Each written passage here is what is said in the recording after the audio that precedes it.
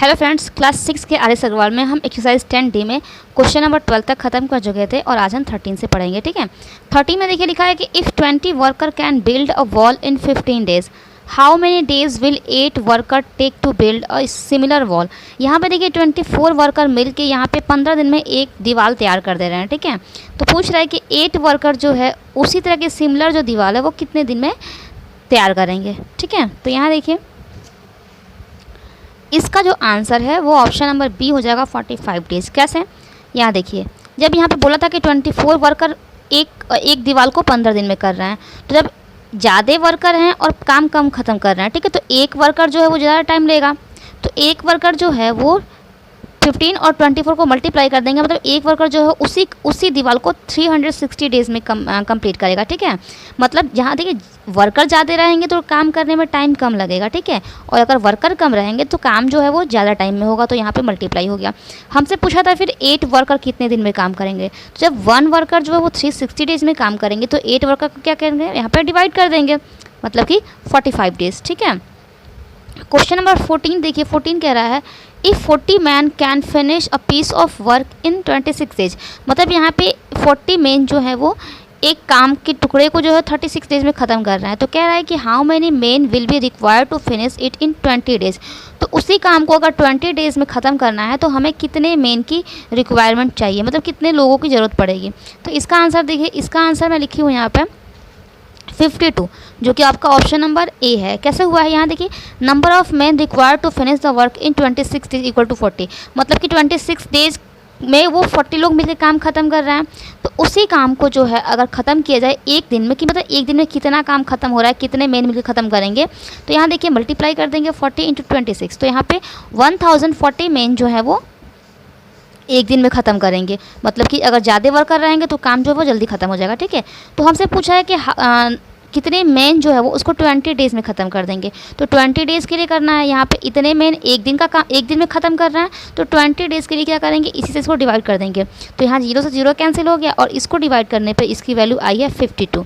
Next देखिए 15th number, in covering 111 kilometre a car consume 6 litre of petrol. ठीक है, मतलब कवर करना है 111 किलोमीटर और जो कार में जो पेट्रोल लग रहा है, यूज हो रहा है, वो 6 लीटर है। ठीक है, तो कह रहा है कि how many kilometre will it go in 10 litre of petrol. तो अगर पेट्रोल 10 लीटर रहेगा तो फिर डिस्टेंस कितना कवर करेगा, 10 लीटर पेट्रोल। तो सेम वही काम करेंगे यहाँ पे भी। सबसे पहले यहाँ मैं लिख ली हूँ 6 लीटर में वो जो पेट्रोल है वो डिस्टेंस इतना कवर कर रहा है, तो 1 लीटर में डिस्टेंस कितना कवर करेगा, इसको डिवाइड कर देंगे। ठीक है, तो मैंने डिवाइड पूरी तरह से नहीं किया है, आगे कुछ स्टेप हो सकता है इसलिए मैं छोड़ दी हूँ। फिर 10 लीटर में मैं पूछा था तो ये सारा सेम ही रहेगा। 10 लीटर में हमसे पूछा है कि 10 लीटर पेट्रोल में कितना डिस्टेंस कवर होगा, तो 10 से इसमें हम क्या कर देंगे, मल्टीप्लाई कर देंगे। जो क्रॉस हुआ है क्रॉस कर दी हूँ, और क्रॉस करने के बाद इसकी जो वैल्यू आई है वो आई है 108 किलोमीटर, सॉरी 185 किलोमीटर। मतलब कि अगर 6 लीटर जो है 6 लीटर में ये 111 किलोमीटर डिस्टेंस कवर कर रहा है, तो 10 लीटर में क्या करेगा, 185 किलोमीटर डिस्टेंस कवर करेगा, जो कि आपका क्या है, ऑप्शन नंबर आपका 15 का बी ऑप्शन है। 16th नंबर क्वेश्चन देखिए, कह रहा है कि in a fort 550 man had a provision for 28 days, how many days will it last for 700 man. तो इसका देखिए सेम वही काम करेंगे, 22, इसका आंसर होगा 22 डेज़। कैसे, यहाँ पे देखिए मैंने लिख रखा है number of days for which 550 man had provision, 28 days था। ठीक है, तो 1 मैन का निकालेंगे, यहाँ 550 मैन का दिया है 28 डेज़ में। ठीक है, तो 1 मैन का निकालेंगे तो यहाँ पे क्या करेंगे, इससे मल्टीप्लाई कर देंगे, क्योंकि इंसान कम रहेंगे तो डेज जो है आपका ज़्यादा लगेगा, इसलिए यहाँ मल्टीप्लाई हो जा रहा है। ठीक है, फिर 700 मैन का पूछा है तो अब क्या करेंगे, इसको 700 से हम डिवाइड कर देंगे, तो इसकी वैल्यू आ जाएगी 22 days. 17th number question, the angle of a triangle are in the ratio 3:1:2। ऐसा क्वेश्चन मैं आपको बताई थी ट्राइंगल पे ही, लेकिन वो था आपका साइड का रेशियो, ये आपका दिया है एंगल का रेशियो। ठीक है, तो यहाँ बोल रहा है कि जो मेज़र है लार्जेस्ट एंगल का वो क्या होगा, तो इसका जो आंसर आएगा वो 90 आएगा। 90 कैसे आएगा, यहाँ देखिए, यहाँ ये रहा आपका ratio of the angle of a triangle, 3:1:2 के रेशियो में था, तो हमने मान लिया कि वो जो एंगल है वो x रहा होगा। तो अगर 3 एंगल हैं तो एक हो जाएगा 3x डिग्री, दूसरा हो जाएगा 1x डिग्री, और फिर तीसरा हो जाएगा 2x डिग्री। और हम जानते हैं कि तीनों का जो एंगल है वो मिलाने पे आपका जो है वैल्यू 180 आता है। ठीक है, तीनों एंगल को प्लस करने पर वैल्यू जो है वो 180 डिग्री आती है। तो फिर तीनों को यहाँ पर मैंने प्लस कर दिया है, और 180 के बराबर किया है। फिर यहाँ पे x की वैल्यू कितनी निकली, 30 निकली। इसका मतलब जो x की वैल्यू वो 30 है, तो हमें यहाँ पे पहला क्या दिया था, 3 रेशियो में दिया था, तो 3 इंटू 30 करने पे 90 डिग्री आ रहा है। फिर दूसरा क्या था, 1x था तो इसका 30 डिग्री आया है, और थर्ड 2x डिग्री था तो इसका 60 डिग्री आ रहा है। तो हमसे लार्जेस्ट एंगल पूछा था, तो इन तीनों में जो आपका लार्जेस्ट एंगल है वो आपका 90 डिग्री ही है। 18th क्वेश्चन, 18 नंबर क्वेश्चन में बोल रहा है length and breadth of a rectangular field are in the ratio 5:4। यहाँ पे ये लेंथ और ब्रेथ का एक रेक्टेंगुलर फील्ड है और उसमें जो लेंथ और ब्रेथ है उसका ये रेशियो दिया है। If the width of field is 36 metre.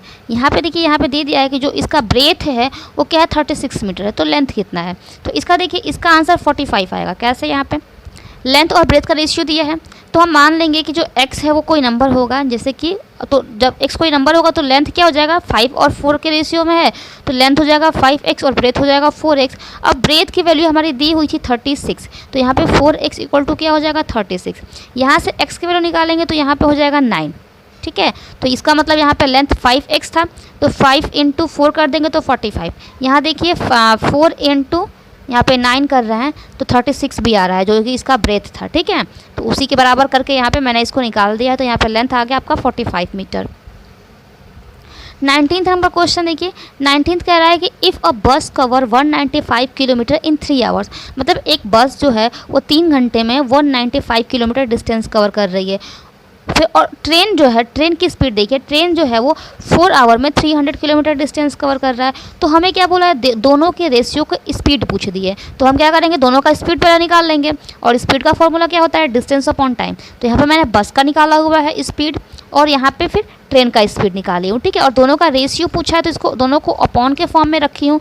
फिर जो थोड़ा बहुत क्रॉस हो पाया है उसको क्रॉस करी हूँ, तो इसका जो रेशियो आया है वो 13:15 आया है, जो कि आपका ऑप्शन नंबर क्या है, ए है। ठीक है, नेक्स्ट देखिए 20 number question, if the cost of 5 bars of soap is ₹82.50 पैसे। ये क्या है, 5 बार्स ऑफ सोप है, इसका रेट दिया है। तो हमसे पूछा है कि then the cost of 1 dozen such bar is. तो हमें एक दर्जन का मतलब क्या है, 12 जो बार हैं, 12 बार ऑफ सोप का हमें रेट पूछ रहा है। ठीक है, तो इसका देखिए, यहाँ पे 5 बार का दिया है 82.50, तो 1 बार का निकालेंगे तो यहाँ से इसको डिवाइड कर देंगे।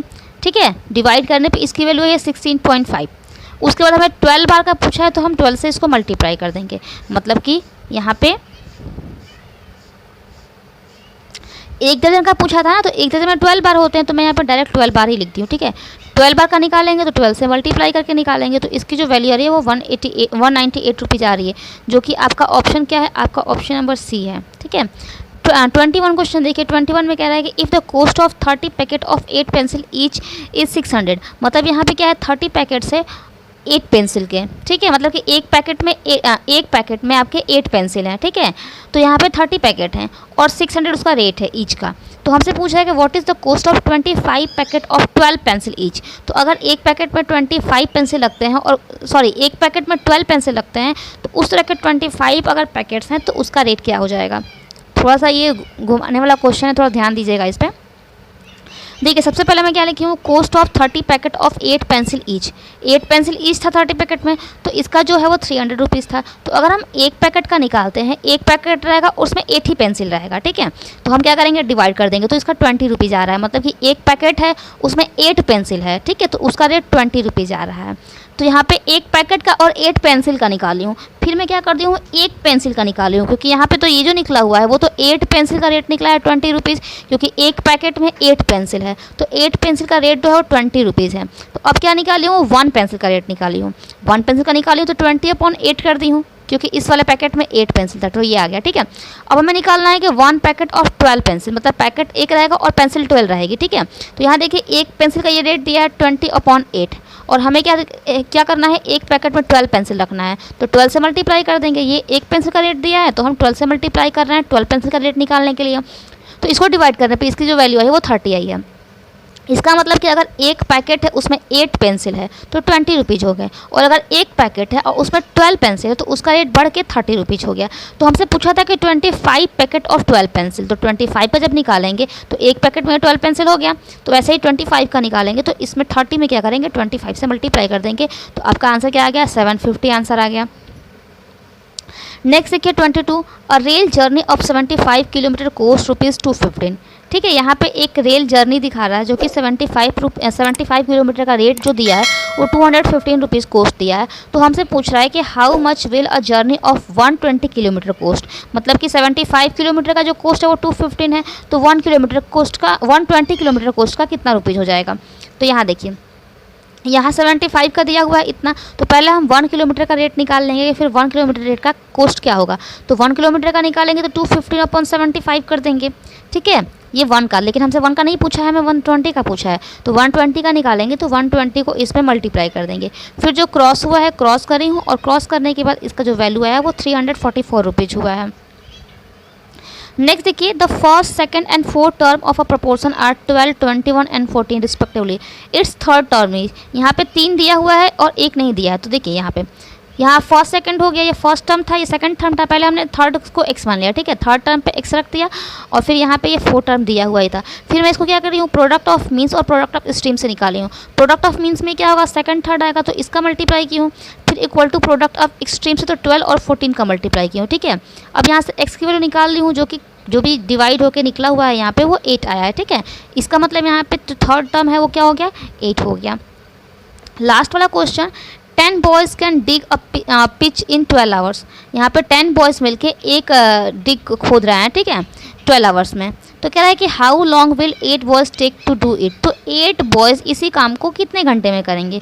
तो यहाँ देखिए 10 बॉयज़ हैं तो 12 आवर में करना है, तो अगर 1 बॉयज़ करेगा तो टाइम बहुत ज़्यादा लेगा, तो क्या होगा 10 और 12 में मल्टीप्लाई हो जाएगा। ठीक है, फिर हमें 8 बॉयज़ का पूछा है, तो अब 8 बॉयज़ का निकालने के लिए क्या करेंगे, इसमें अब 8 बॉयज़ थोड़ा बढ़ गए हैं बॉयज़, तो टाइम भी कम लगेगा, तो इसमें डिवाइड कर दी हूँ। ठीक है, यहाँ से जो डिवाइड हो पाया डिवाइड कर रही हूँ, तो इसकी वैल्यू आई है 15 आवर्स, जो कि क्या है आपका ऑप्शन नंबर बी है। बी आपका ऑप्शन नंबर है। ठीक है, तो यहाँ पे ये आपका एक्सरसाइज 10D ख़त्म हो चुका है। नेक्स्ट वीडियो में आपको जो है वो इसका टेस्ट पेपर कराऊंगी। ठीक है, इसका टेस्ट पेपर।